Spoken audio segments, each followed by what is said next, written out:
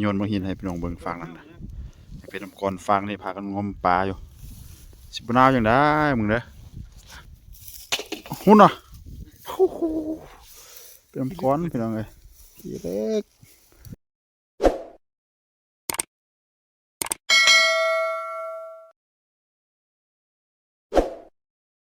สบายดีพี่น้องปองปลายหมดทุกคนเนาะที่เขามาเบิ่งมาชมทางสองวิธีชีวิตบ้านนอกเนาะมื้อนี้ก็สิพาพี่น้องมาควงแห่วานแห่คือเก่าพี่น้องเลยของเก่าบนหาอยู่หากินหลังจากเฮ็ดเวียกตอนเช้าตอนสวยในจ้างเพิ่นให้พักก็เลยพากันมาหาปลาแต่พวกทีมงานน้องๆเขาไปก่อนแล้วพี่น้องเลยไปก่อนไปทาละควงแห่จังได๋ก็รอลุ้นติดตามกันเด้อพี่น้องไปสิมานบ่มื้อนี้เนาะตามไปนำกันก็เลยเอาบรรยากาศฝากพี่ฝากน้องเนาะตอนนี้ก็เวลา1 โมงปลายแล้วเด้พี่น้องเลยอยู่เกาหลีเนี่ยอากาศเย็นคือเก่าพี่น้องช่วงนี้โอ้ติดลบเนาะติดลบบรรยากาศถือว่าน้ำมันเป็นน้ำก้อนน้ำแข็งแหละพี่น้องเลยอยู่ภาคใต้ของเกาหลีใต้นี่ยังเย็นแต่หิมะยังไม่ทันได้ตกคือทางภาคเหนือของเกาหลีใต้นี่หิมะตกแล้วช่วงนี้พี่น้องเลยแต่ก็หนาวนี่อยู่พี่ก็หนาวเหมือนกันอ้าวจะได้ก็รอรุ่นกันพี่น้องเลยไปมาฮอดแล้วพี่น้องมาฮอดจุดหมายปลายทางแล้วลงงมเลยวะโอ้หนาววันนี้ลงงมตาย5ที่แบบนี้นะทีมงานเข้ามาก่อนแล้วพี่น้องเลยทีมงานมาเครื่องม่วงเนี่ยฮะเอาได้ลงเลยก็ลงเลยตัว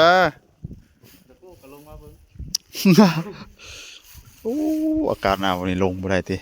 หนาวเพราะคันบ่งมบ่ได้ดอกเบิ่งได้แฮมบ่มีเผาแล้วมันขาดหมดเลยอ๋อทึกอย่างเลยทุกคนงมเอาละไปลงไหมลงบ่แม่นนะเอาลงหาประมาณ1 ชั่วโมงก็พอนะคันควงมันบ่ได้นี่แห่ขาดเบิดเลยนะมันบ่มีเผาละลงงมได้อยู่บ่แต่ละเทื่อลงงมนะลงหนาววันนี้นะ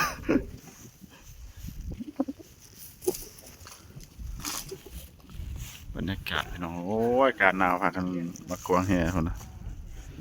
ไว้ที่แบบนี้นี่เอาแบบนี้เปลี่ยนกัน2 คนลง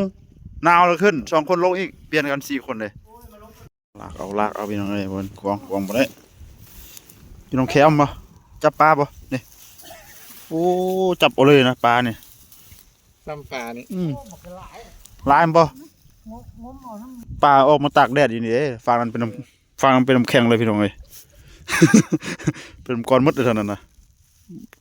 ฟากเทียนบนถึกแดดนะนี่ฟากถึกแดดนี่นะ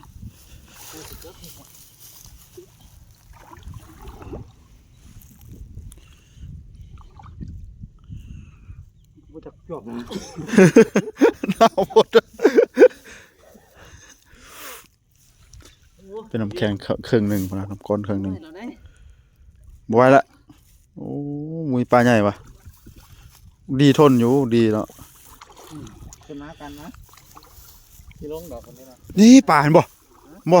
ปลาแม่น้ำเฟือดน้ำคุณแม่นปลาอะไรนะเจ๊งไปหันเลยวะเอาขึ้นที่ขึ้นกันครับพวกแกไปอีกเหรอ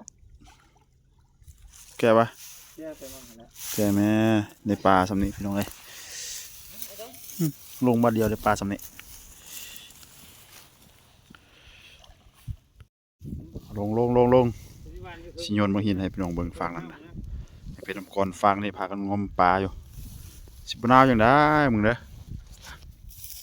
หุ่นอ่ะเป็นน้ำก้อนพี่น้องเลยทีเล็กโอ้ก็ไปน้ำแห่เลยที่มันเกาะ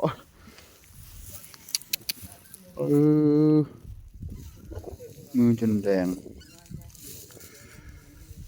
โอ้เลือดออกเลยนี่มือเป็นยังบ่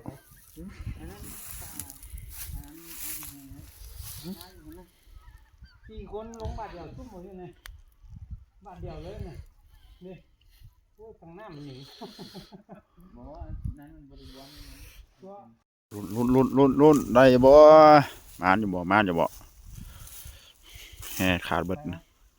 โอ้แห่ดีๆคือสิได้พี่น้องเอ้ย ทางบัวใบน้ำหนาวน้ำเย็นอยู่แล้ว มันเย็นพี่ลึกเนาะบ่เย็นจังได๋ฝากนั้นเป็นน้ำปอนอยู่ฝากนี้เป็นน้ำอยู่สิทนได้เนาะ แหมมันเผารุดหมดแล้ว ฝากนั้นเป็นน้ำกรมาหินโยนใส่ยังยองเทิงเงินน้ำกรอยู่ ลงมา ความหนาวไป ลงกับเมือง ไปเมื่อบ่ลงหรอก เสียเวลา เมื่อพักผ่อนพี่น้องไปพอได้ทอดพอแล้วสำเนียงนะบ่ไหวหนาวแห้งพอได้ทอดกินแรงนี่ไปกลับบ้านเฮา